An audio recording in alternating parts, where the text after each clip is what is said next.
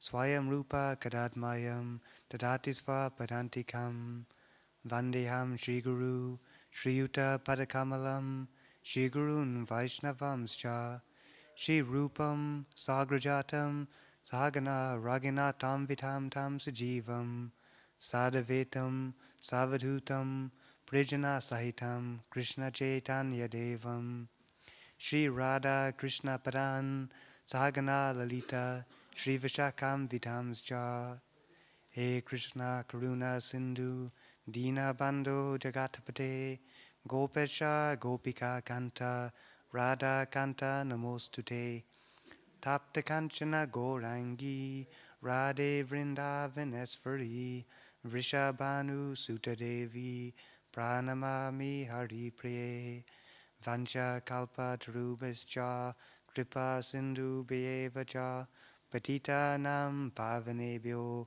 Vaishnavebhyo Namo Namaha Namo Om Vishnu Padaya Krishna Prestaya Bhutaye Srimate Bhaktivedanta Swaminiti Namane Namaste Saraswati Deve Gauravani Pracharne Nirvishesha Sunyavadi Praschatya Desatarne Jai Shri Krishna Chaitanya Prabhu Nityananda Shri Advaita Gadadhar Srivasadi Gaura Bhaktivinoda Hare Krishna Krishna Krishna Hare Hare Hare Rama Rama Rama Hare Hare.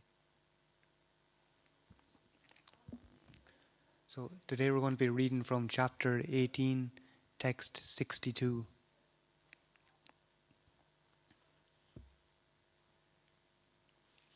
And before I begin speaking, I'd like to seek the blessings of all the assembled devotees and also to those who may be listening online. And just that we also invoke the blessings of the Supreme Lord and that He may bless us with auspiciousness. Om Namo Bhagavate Vasudevaya. Om Namo Bhagavate Vasudevaya. Bhagavate Vasudevaya. Om Namo Bhagavate Vasudevaya. Namo Bhagavate Vasudevaya.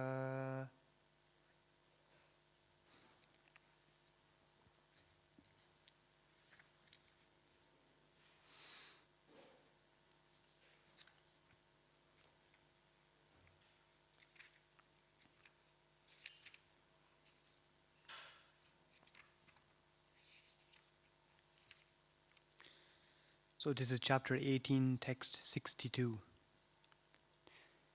Tam eva saranam gacha sarva bhavena bharata tad prasadat param santim stanam prapyasi sasvatam. Tam eva ye sharanam gacha sarva bhavena bharata tad prasadat param santim stanam prapyasi shasvatam. Tam eva sharanam gacha sarva bhavena bharata tad prasadat param shantim shtanam prapyasi shasvatam. And the purport and translation by His Divine Grace A.C. Bhaktivedanta Swami Srila Prabhupada Ki Jai. O sign of Bharat, surrender unto Him utterly. By His grace you will attain transcendental peace and a supreme and eternal abode. So one more time the translation. O sign of Bharat, surrender unto Him utterly. By His grace you will attain transcendental peace and a supreme and eternal abode. and purport.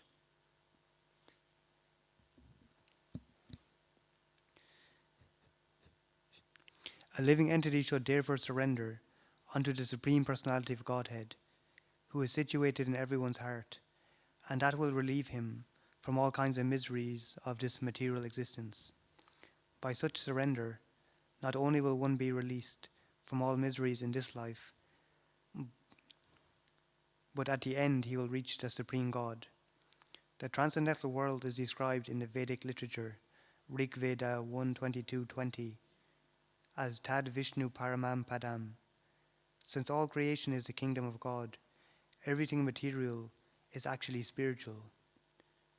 But Paramam Padam specifically refers to the eternal abode, which is called the spiritual sky, or Vaikuntha.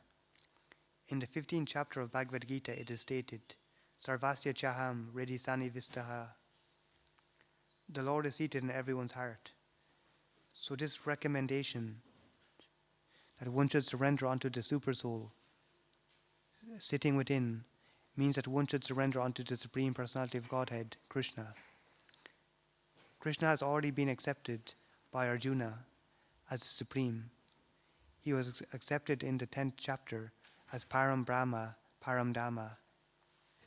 Arjuna has accepted Krishna as the Supreme Personality of Godhead and the supreme abode of all living entities.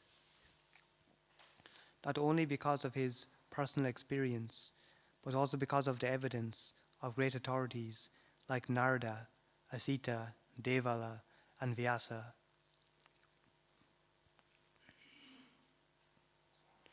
So this is talking about actually surrender in this verse, that ultimately it's unto him we have to utterly surrender. And just to take back on the previous verse, because it kind of leads on to this one. In the previous verse, it said, the Supreme Lord is situated in everyone's heart, O Arjuna, and is directing the wanderings of all living entities who are seated as on a machine made of the material energy. So it's stated in the Bhagavad Gita in chapter 10, text 10, where the Supreme Lord says that I am situated, that one who is constantly devoted to serving with love, I give the intelligence by which they can come to me. So the Lord is given this intelligence, and he's situated within the heart. So one who is actually has that inner intention, where they actually want to actually serve the Lord will give them all facility by which they can actually come to him. And this is what this verse is speaking about in that sense, where it says, surrender unto him utterly. So we have to completely surrender unto Krishna. So it's mentioned in this purport also that ultimately everything is spiritual, but as we know as well, that we don't have the vision for that, and we're conditioned souls who are individual souls full of knowledge. We're eternal, full of knowledge and bliss, but we're still entangled in matter, and this soul, our individual soul, is perceiving this world through the body and our bodily consciousness. So they say that the symptom of life in the body is the soul. When the soul is gone, then the body is lifeless, and it is the soul which gives the body life. So in that being said, we're entangled and we're identifying with the body. So this material world is all part of Krishna's energy, and this is his inferior energy, his external energy, which consists of the three modes of material nature, and it's called Maya. So it all ultimately emanates from Krishna, and by Maya is a personality who is also a devotee of Krishna, and that's in that sense that's why we're very much caught up, is that we have to actually interact in this material world to our senses, which are limited, and the fact that we're conditioned, we're prone to actually um, we don't have we have imperfect senses. We're prone to illusion, so we get illusioned by this material energy, and that's what this what it mentions in the Bhagavad Gita also. Those who actually the word uses I'm bewildered by my illusory energy, are under the spell of my illusory energy, and it also mentions um, about what is knowledge in this material world. So it says actual knowledge is to realize um, the evil of repeated birth and death. And it's something which I found interesting as well, is when you actually look up evil, evil is, in the dictionary, it comes under a definition of something which is a supernatural influence. So in terms of our true position as a spirit soul, um, this supernatural influence is actually evil in terms of the three modes of material nature, because these three, what are called three gunas, which are like ropes, and these are actually simply nothing more than binding forces for us in this material world. So we're all bound by these three modes of material nature, which are like three ropes. And I want to ask, how do we become unbound? Um, the answer is that one who is bound, they cannot unbind themselves, and another one who is bound cannot unbind someone who is also bound. That's that's simple logic in that sense. That it has to be someone who is unbound. So only someone who is unbound and is free from the modes of material nature can loosen the knot of this um, tight bound, which has us entrapped in the material world. So, in terms of actually surrender, to surrender unto Krishna, we have to become the servant of the servant. So, um, and the idea of actually becoming the servant of the servant, um, it is that we actually have to serve those who are actually close to Krishna in that sense, and Krishna's representative. So it's mentioned in the Bhagavad Gita also in text 34, chapter 4, that if you want to know the truth, um, yes, simply um, inquire submissively and render service unto the spiritual master, and for the self-realized souls can impart knowledge unto you, for they have seen the truth. So this is the spiritual master, one who is actually firmly fixed in devotional service, and um, are currently um, not so much entangled in that sense, even though there's different levels also of realization in that sense. So ultimately, as it's mentioned in the purport, that this material world is ultimately all spiritual, but due to these modes, we perceive it as material. So a simple example is, for example, this microphone, something which is material.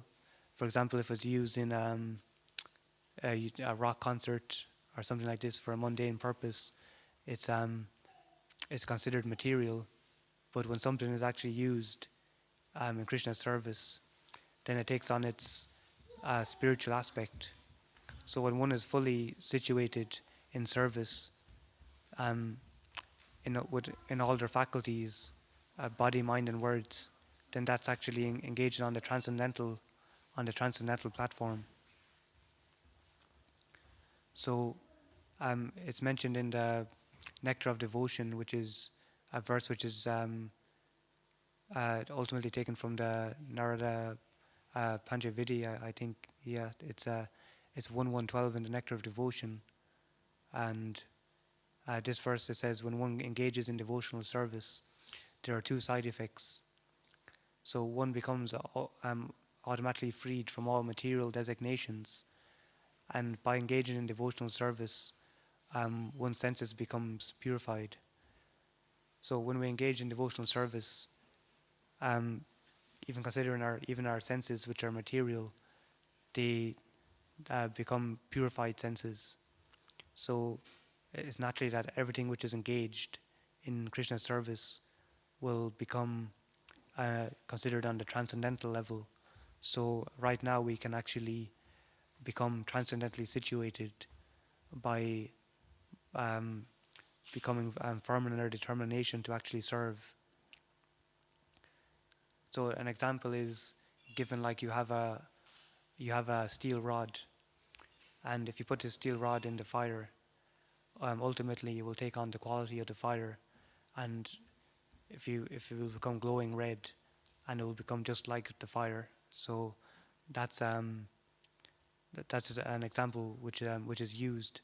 So something which is normally mundane can become, which is not so much like fire, can become like fire, in that sense. So here's a verse from the Bhagavad Gita, chapter 9, text 3. Asradadana Purusha Dharmayasya Parantapa Aprapya Mam Nivartante Mrityusham Saravartmani. Those who are not faithful in this devotional service cannot attain me, O conqueror of enemies. Therefore they return to the path of birth and death in this material world.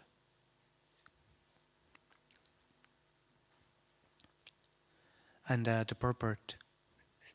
The faithless cannot accomplish this process of devotional service. That is the purport of this verse. Faith is created by association with devotees.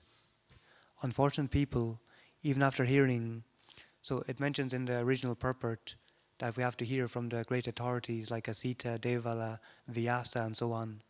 So this is kind of further elaborating on this point. So it says, unfortunate people, even after hearing all the evidence of Vedic literature from great personalities, still have no faith in God. They are hesitant and cannot stay fixed in the devotional service of the Lord. Thus faith is the most important factor for progress in Krishna consciousness. In the Chaitanya Charitamrita it is said that faith is the complete conviction that simply by serving the Supreme Lord Shri Krishna one can achieve all perfection. That is called real faith. As stated in Srimad Bhagavatam, Canto 4, chapter 31, text 14, Yatal taror mula nischachenena tripyanti tatskanda bujopa shakaha pranopa harak chayatendriyanam tateva sarvahanam akyuteja. By giving water to the root of a tree, one satisfies its branches, twigs and leaves, and by supplying food to the stomach, one satisfies all the senses of the body. Similarly, by engaging in the transcendental service of the Supreme Lord, one automatically satisfies all the demigods and all other living entities. Therefore, after reading Bhagavad Gita, one should promptly come to the conclusion of Bhagavad Gita. One should give up all other engagements and adopt the service of the Supreme Lord, Krishna, the personality of Godhead. If one is convinced of this philosophy of life, that is faith. Now, the development of that faith is the process of Krishna consciousness. There are three divisions of Krishna conscious men. In the third class, there are those who have no faith. Even if they are officially engaged in devotional service, they cannot achieve the highest perfectional stage. Most probably they will slip after some time. They may become engaged, but because they haven't complete conviction and faith, it is very difficult for them to continue in Krishna consciousness.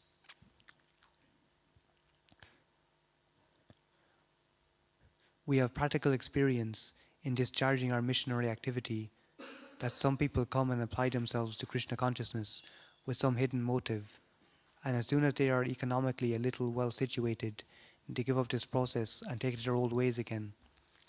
So it's said that there's 4 different ways that people, different living entities, come to Krishna consciousness. So one is that they, out of distress, that they're distressed, and then another one is that they're actually seeking wealth. So some people, they come to Krishna to seek wealth, and others are simply inquisitive, and then there are those who are actually simply want to know, to know the absolute truth.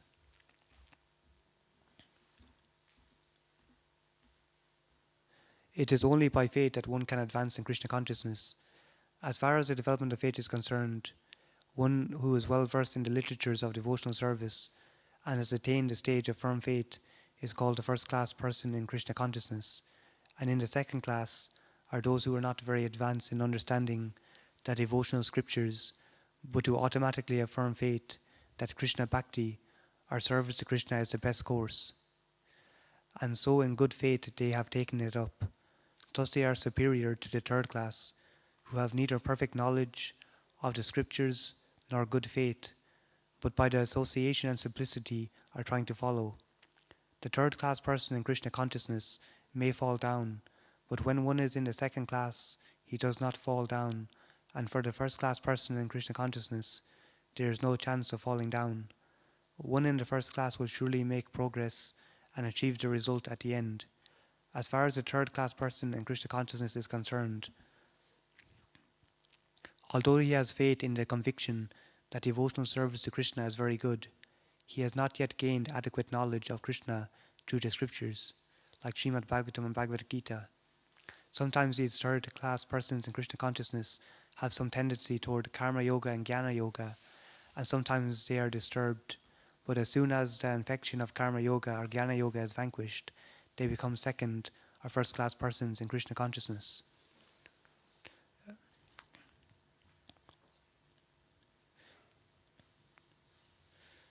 So that was mentioning about the actual 3 different levels of devotees as well. So this refers to the Kanasta Adhikari. So that's the third class devotee. So a Kanasta Adhikari, they'll, they may have, they'll come and they'll simply have, they might just see the deity and they'll just see Krishna in the deity, but they won't see Krishna anywhere else outside the temple, or they won't see Krishna, respect Krishna within the hearts of all the living entities in that sense. So it's more not such a wholesome view, proper understanding of Krishna consciousness. And then the Madhyam Adhikari, they have firmly established in their faith, but they don't have the actual the proper. They're not simply fully knowledgeable in the understanding of the scriptures. And then the Uttama Adhikari, they have full faith and are also firmly fixed in their knowledge of the scriptures.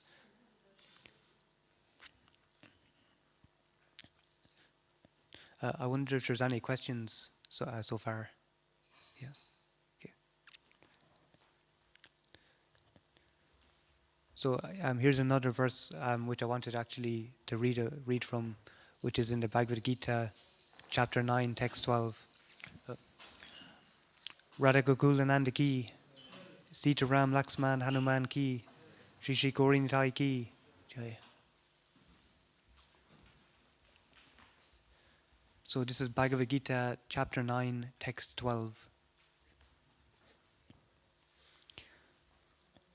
Those who are thus bewildered and are attracted by demonic and atheistic views, in that deluded condition, their hopes for liberation, their fruit of activities, and their culture of knowledge are all defeated. And purport. There are many devotees who assume themselves to be in Krishna consciousness and devotional service, but at heart do not accept the Supreme Personality of Godhead, Krishna, as absolute truth. For them, the fruit of devotional service, going back to Godhead, will never be tasted. Similarly, those who are engaged in fruit of pious activities and who are ultimately hoping to be liberated from this material entanglement will never be successful either, because they deride the Supreme Personality of Godhead, Krishna. In other words, persons who mock Krishna are to be understood to be demonic or atheistic. As described in the 7th chapter of Bhagavad Gita, such demonic miscreants never surrender to Krishna. Therefore, their mental speculations to arrive at absolute truth bring them to the false conclusion that the ordinary living entity and Krishna are one and the same. With such a false conviction, they think that the body of any human being is now simply covered by material nature, and that as soon as one is liberated from this material body, there is no difference between God and himself. This attempt to become one with Krishna will be baffled because of delusion. Such atheistic and demoniac cultivation of spiritual knowledge is always futile. That is indicated of this verse. For such persons, cultivation of the knowledge in the Vedic literature, like the Vedanta Sutra and the Upanishads, is always baffled. It is a great offense, therefore, to consider Krishna, the Supreme Personality of Godhead, to be an ordinary man. Those who do so are certainly deluded, because they cannot understand the eternal form of Krishna. The Brihad Vishnu Smriti clearly states, one who considers the body of Krishna to be material should be driven out from all rituals and activities of the Shruti and the Smriti, and if one by chance sees his face, one should at once take bath in the Ganges to rid himself of infection. People jeer at Krishna because they are envious of the Supreme Personality of Godhead. Their destiny is certainly to take birth, and after birth, in the species of atheistic and demonic life. Perpetually their real knowledge will remain under delusion, and gradually they will regress to the darkest region of creation. So this verse makes the point that it spoke about earlier, that those who are actually gyanis, who are after knowledge, and ultimately mental speculators, and those who are after fruit of activities, which are known as karmis, who are after even performing pious fruit of activities, but without actual, as it mentions in the original verse, Krishna wants us to surrender utterly unto him. So unless one actually surrenders utterly unto Krishna, they will be baffled, and they'll come, even through mental speculation, they'll arrive at an impersonal conclusion of the supreme truth. So the supreme truth has, as mentioned in the Srimad Bhagavatam, that it has three aspects. One is the impersonal aspect, which many consider to be all light, the light of God, which is which you can merge into and become one with God. But this is not the full picture. And in that sense, it's when they go there, ultimately there's no variegatedness, and there's no sentience. So it's said that when people go there, ultimately they come back because they need more interaction. And even though it's all it's completely free from suffering, but it's not fully going to satisfy the intrinsic nature of the soul, which is actually to be an eternal servant of Krishna.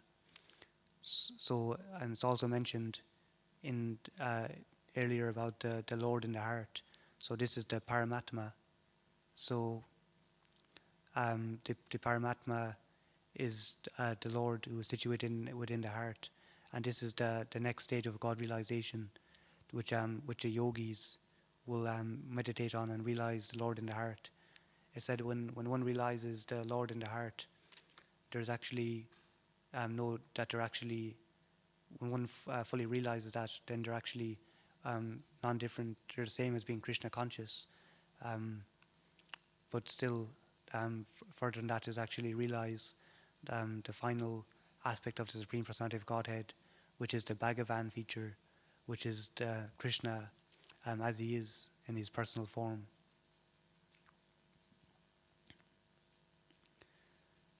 Uh, just to elaborate on the what I've spoken about as well. Here's a famous verse from the Bhagavad Gita also, which is 1854.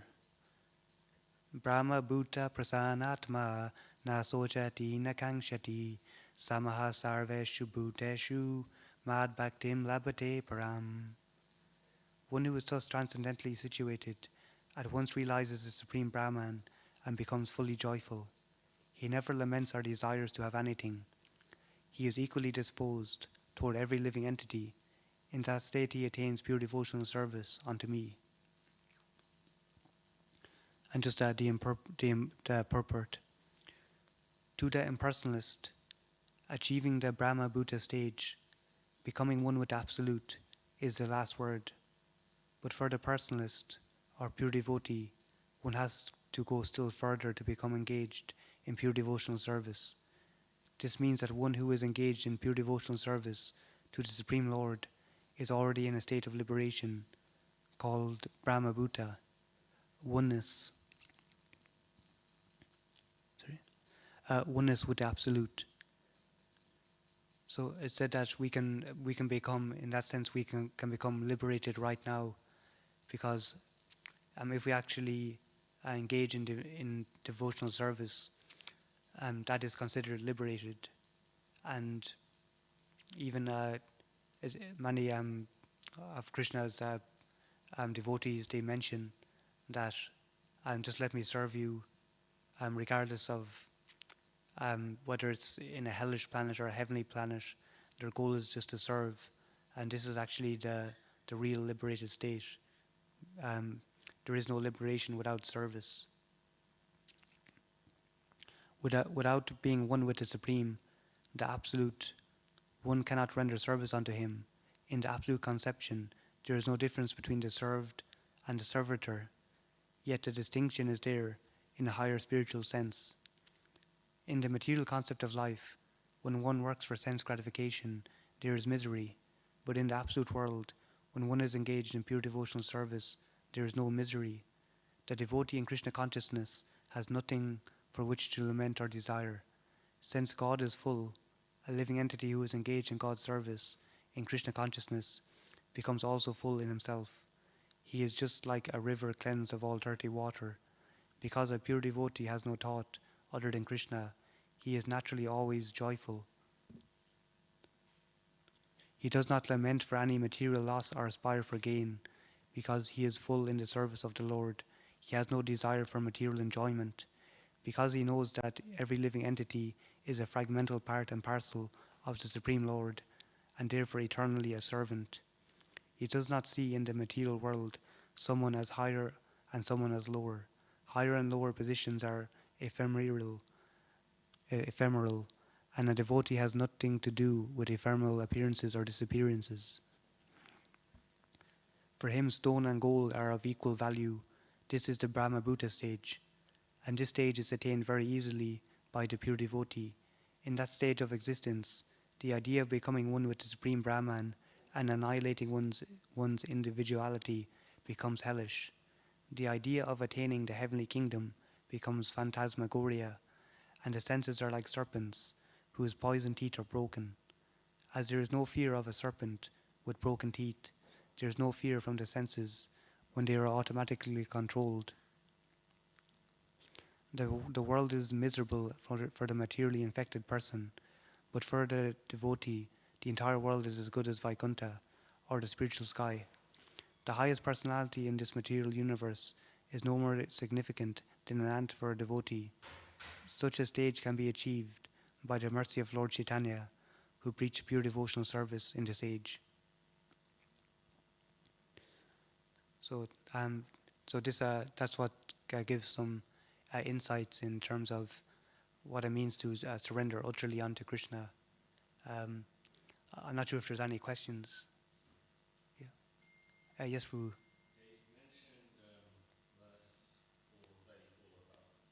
Yes.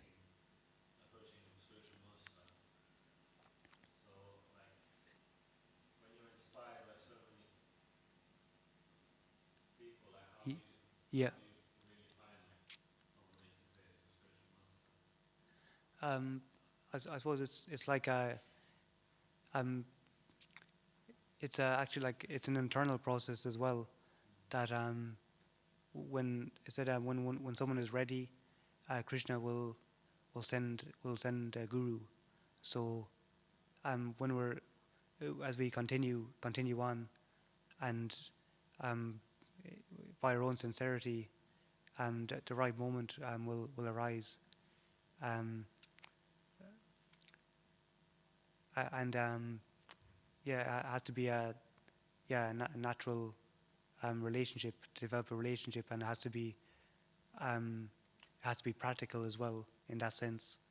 But also it's basically it's of the heart as well, that it's Krishna will can give us as I said earlier, the verse from the Bhagavad Gita 10:10, that Krishna will give us the intelligence, and by which we can actually come to him, and part of that involves to actually to be to provide the us the ability to actually recognize which is the spiritual master for us, or that so also will be a natural resonance as well. So it's natural as well. But maybe Dev Rishi Prabhu might know more about this than I do. In that sense.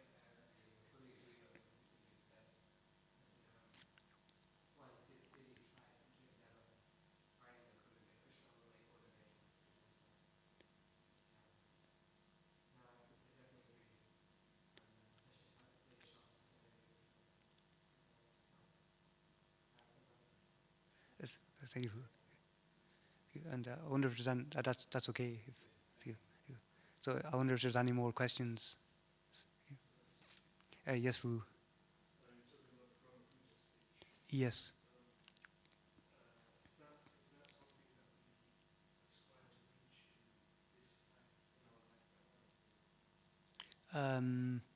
No.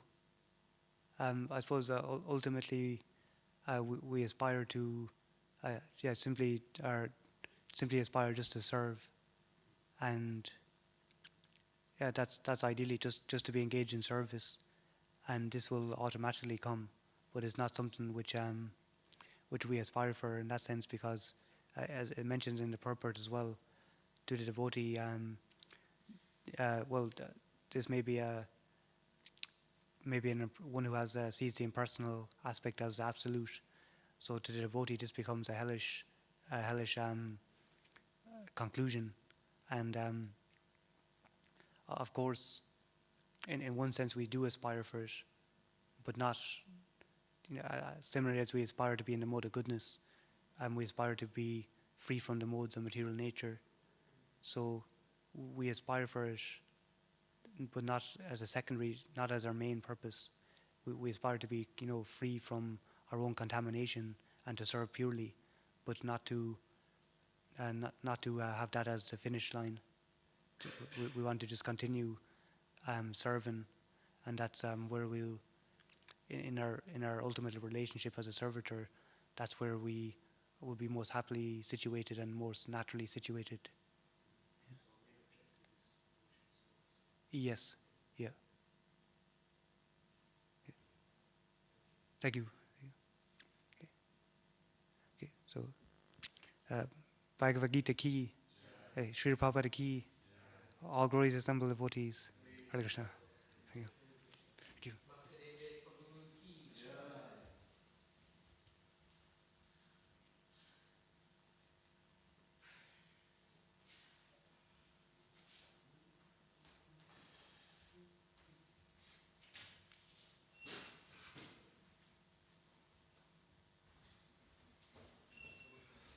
Thank you.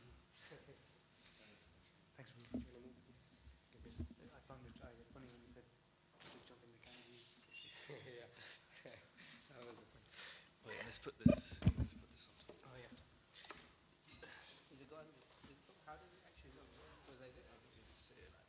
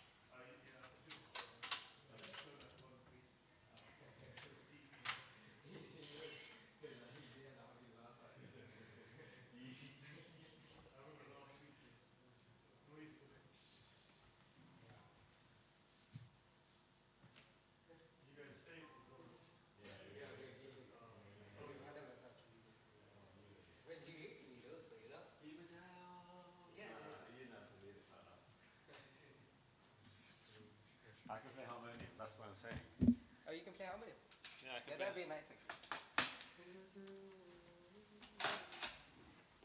Really, can you show me how which scale you do? Different. You like, sing. Like this morning. You sing and I can That match was it. scale wasn't exactly.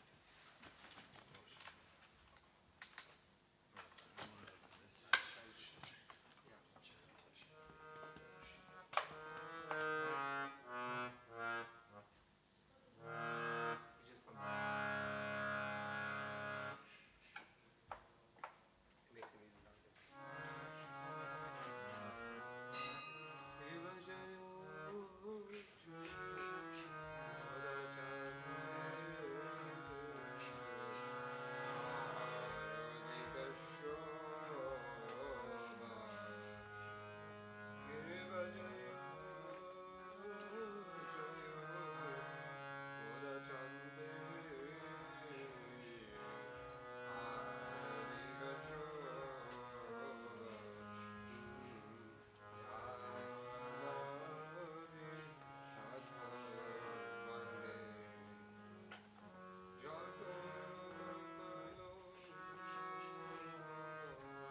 Can you play one scale up?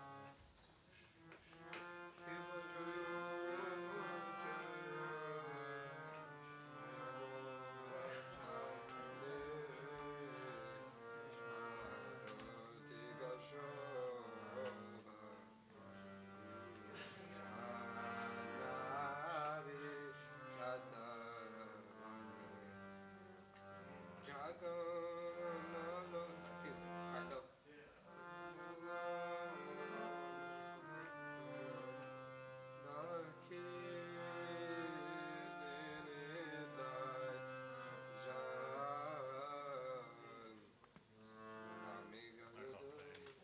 You were doing well actually. You could play it.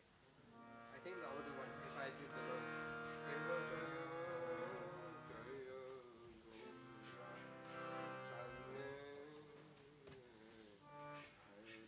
you're close. You can do it for me. If you were to sing it yourself, what piece would you please?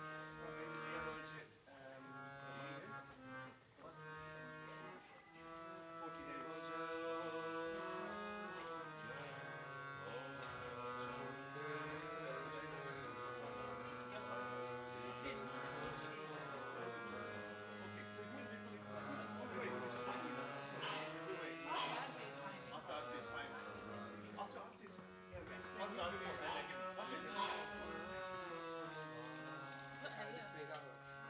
I can play it. Huh? I can play Madanga myself. I played Madanga.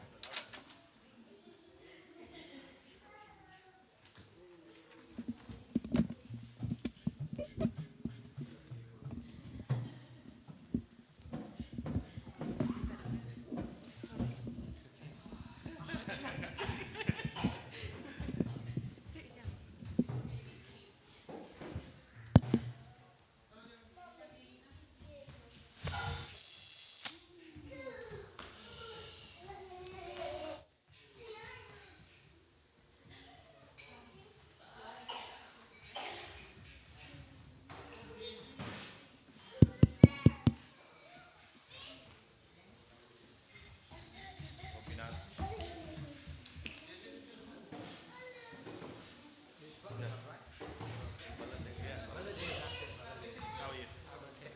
What's your name again? Devolution. David Rishi. Right. Rishi, you're saint. Would you like to sing Gora a bit for me?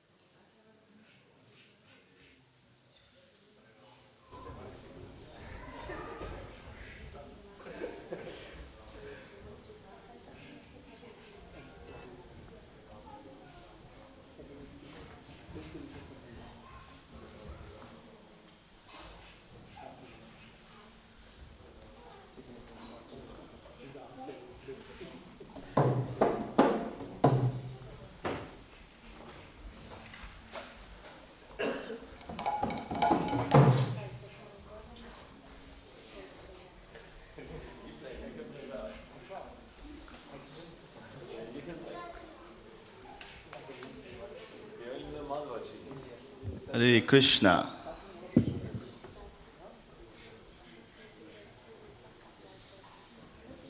Jaya Radha Gokula Nanda Radha Gokula Nanda Radhe.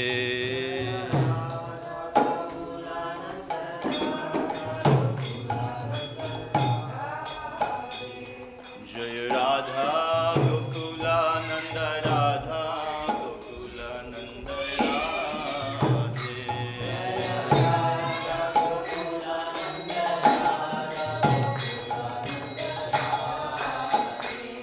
Jaya Radha Gokula Nanda Radha Gokula Nanda Radhe.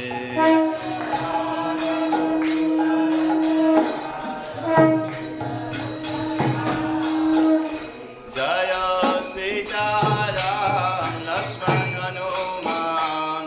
Jaya Sitaram Lakshman Hanuman.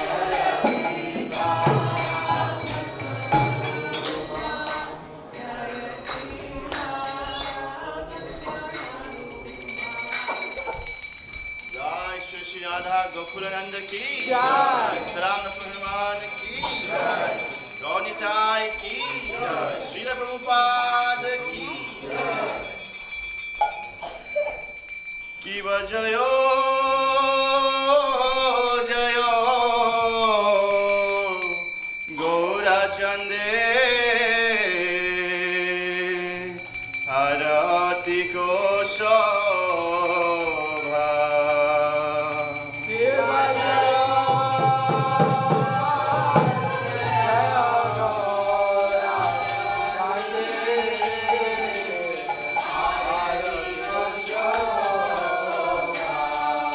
Kiva Jayo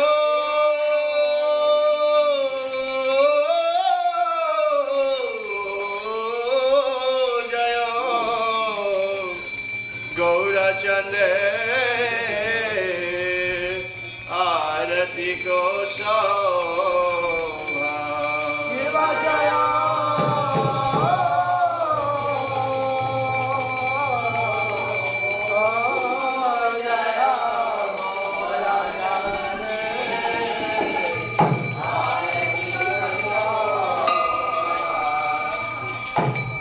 Janave Tatavane Jagamanala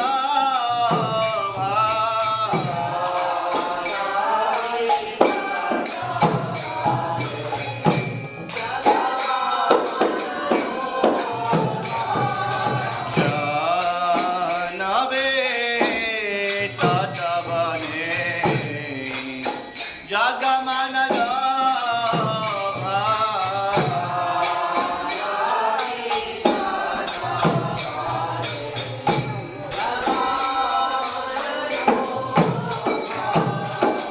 Jaga Jana Mana Lobha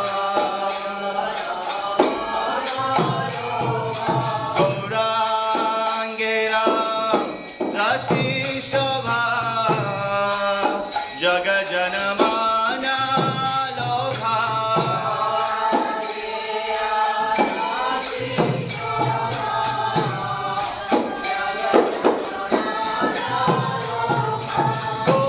Gaurangero Rati Shobha Jaga Jana Mana Lobha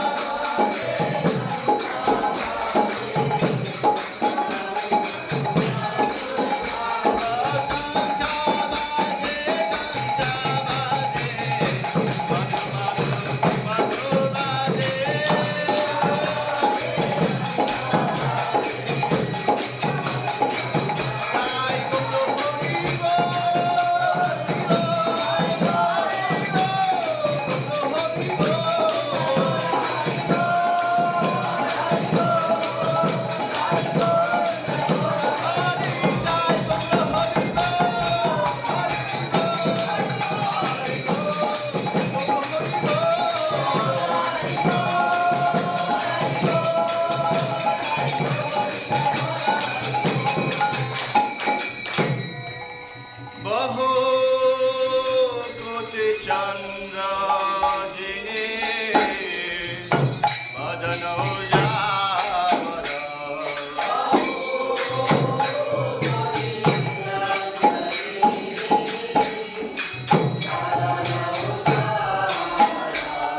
Baho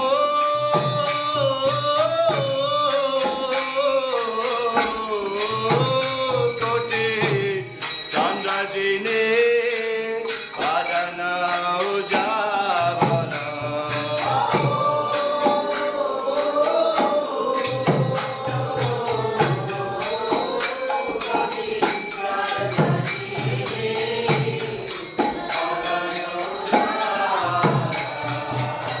Galade se bana mala pare jhala mala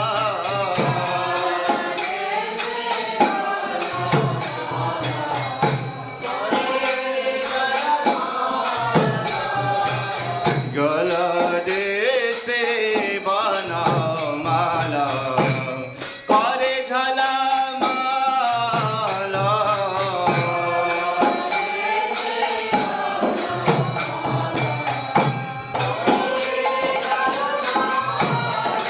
Siva Sukha Narada Preme Gada Gada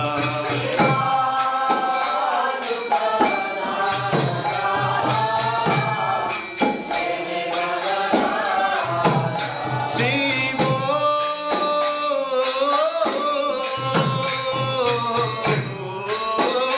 Sukha Narada Preme Gada Gada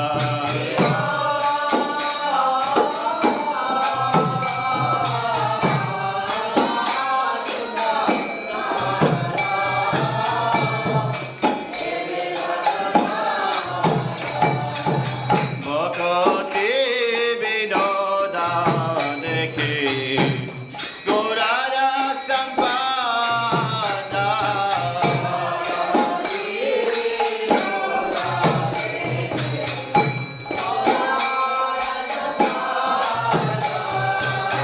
Bhakti Vinoda Dekhi Gaurara Sampada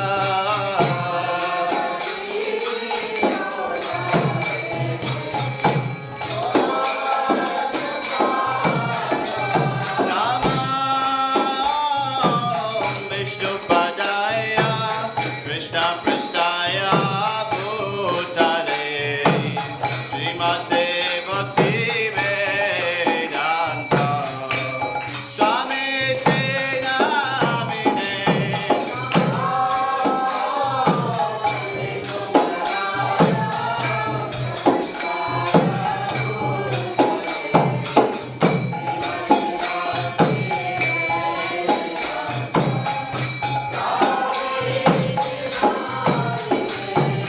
Namaste Saraswati Devi Gauravani Pracharine Nirvishesha Shunyavadi Pasatya Deshatarine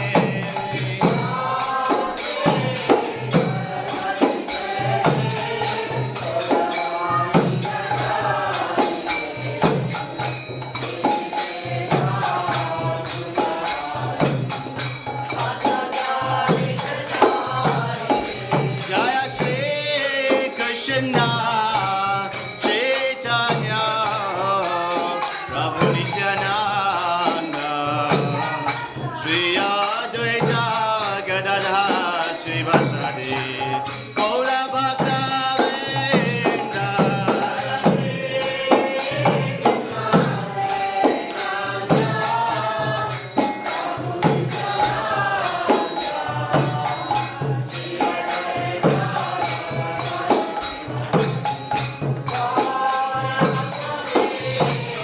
Jaya Shri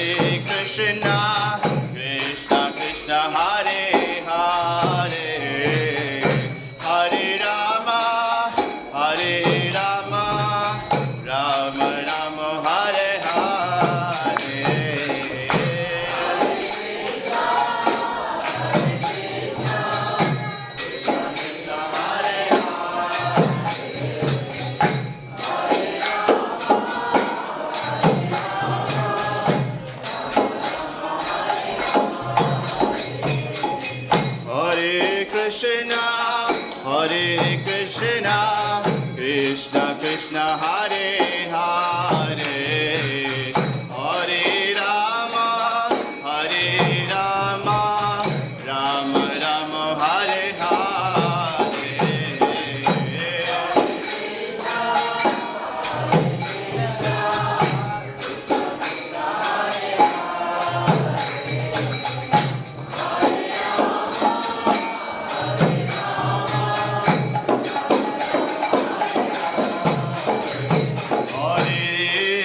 Krishna, Hare Krishna, Krishna Krishna, Hare Hare, Hare Rama, Hare Rama, Rama Rama, Hare Hare.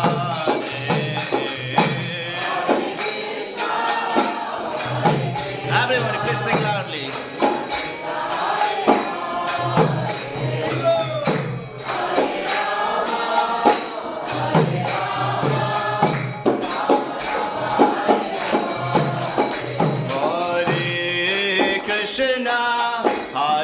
Krishna, Krishna Krishna, Hare Hare, Hare Rama, Hare Rama, Rama Rama, Hare Hare.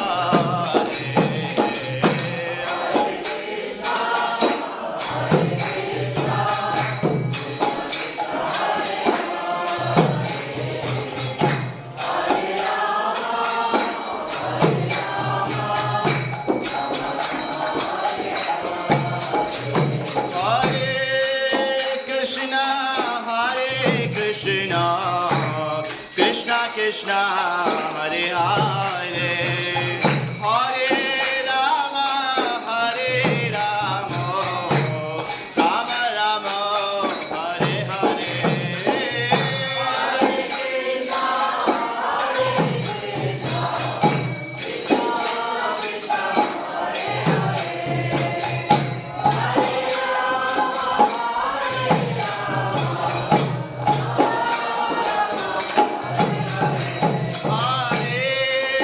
Krishna,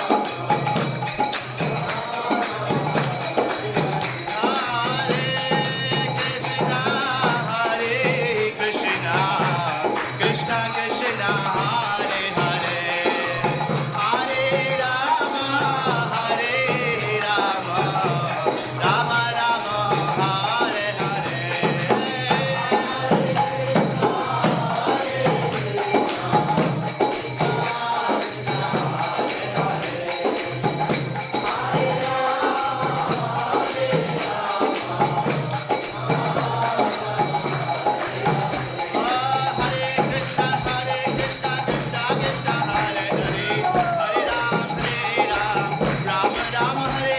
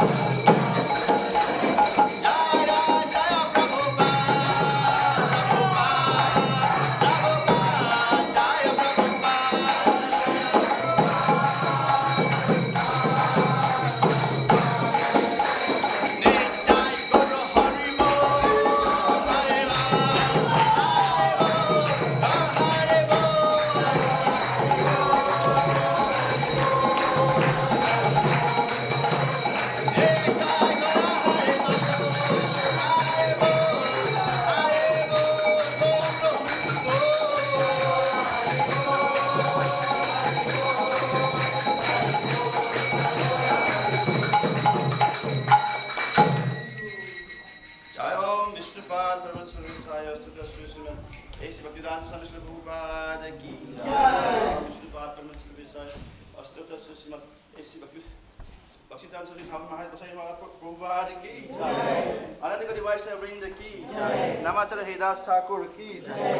प्रेम से बोलो श्री कृष्ण चैतन्य प्रभु नित्यानंद श्री अद्वैत गदाधर श्रीवासादि गौर वृंद की Sri Sri Radha Krishna Gapa Gopinath Shyam Kunda Rakuna Giri Govardhan ki Sri Mathura Vrindavan Dham ki Navadip Mayapur Dham ki Jagannath Puri Dham ki Sri Jagannath Vishnumayani ki Ganga Mai Jamuna Mai ki Bhakti Devi ki Sri Harinam Sankirtan ki Samved Bhaktivedanta ki Sri Sri Radha Gokula Nanda ki Siddharama Chandran ki ISKCON Bhaktivedanta Manor ki Jai Nitai Gaur Pramanande. All glorious and devotees, all glorious and devotees, all glorious and devotees, all glorious and glorious to Sri Guru and Sri Gauranga, all glorious to Prabhupada.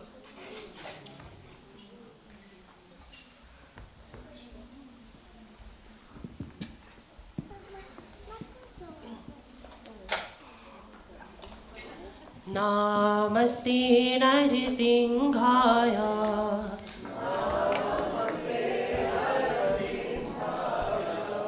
Praladadayini.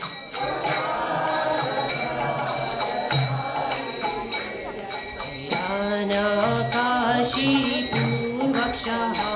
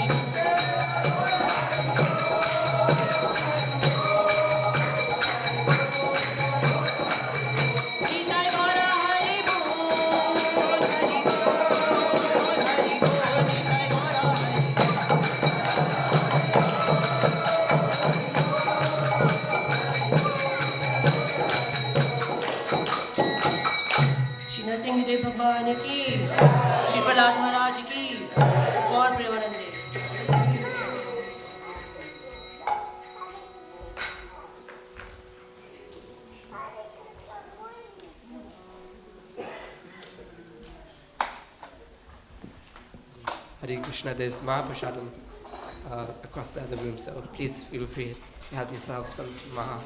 Hare Krishna.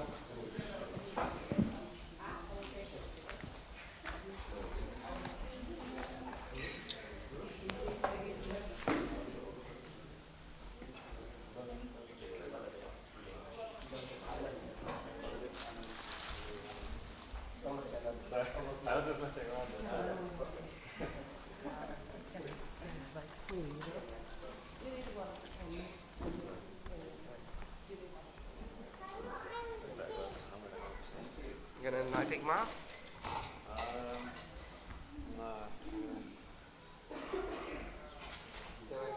Stand by rather than take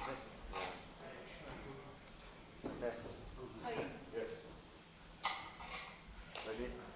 Ready? Yeah. You know. Yeah, of course. Well, I've got a couple in it. Yeah.